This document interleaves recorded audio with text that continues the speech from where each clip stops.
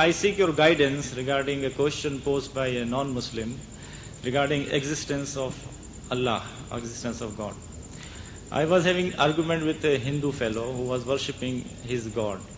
He said this is the God of Lakshmi, this is the God of power, this is God of success.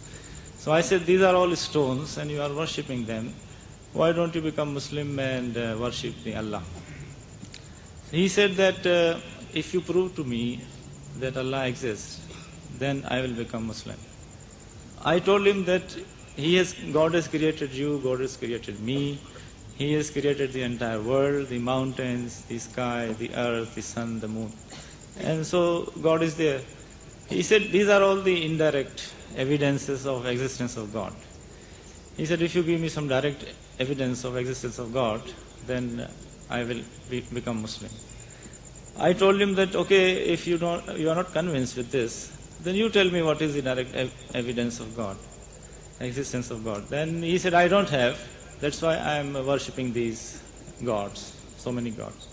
So I seek your guidance in this connection. What should I tell him now?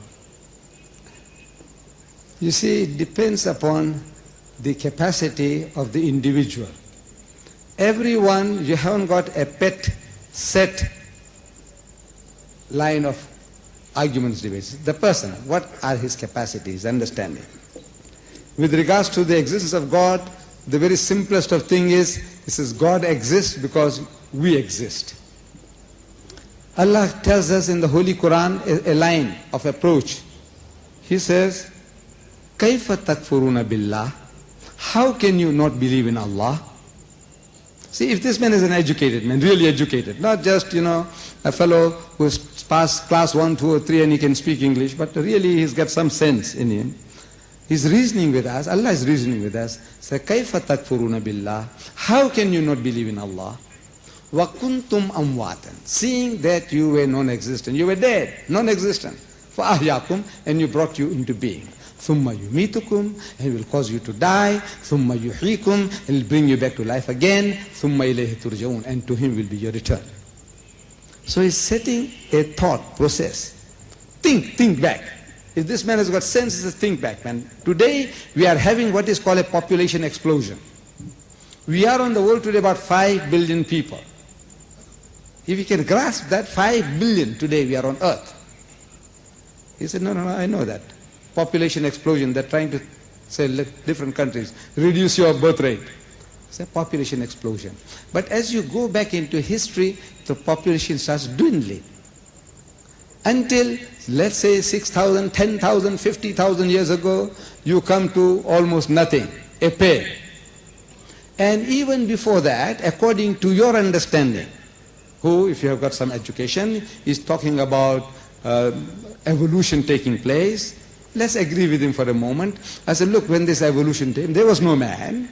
From the primordial substance in the mire, in the sea, the amoeba started, and according to his explanation, let's agree with him.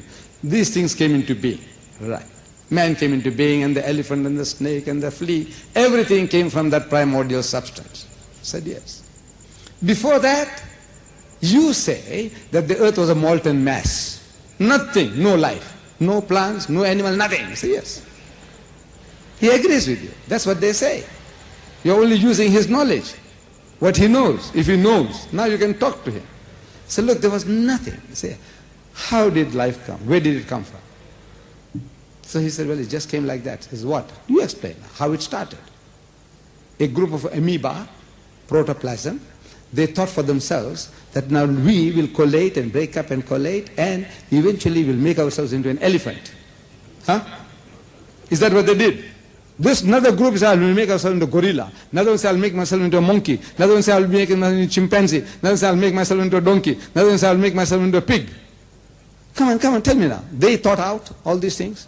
This amoeba, which got no brains, it had the brains, now created this man. He said, must have eyebrows. So look at your eyes, how it is protected. How many times you had blue eyes and your eye was not damaged because of this construction.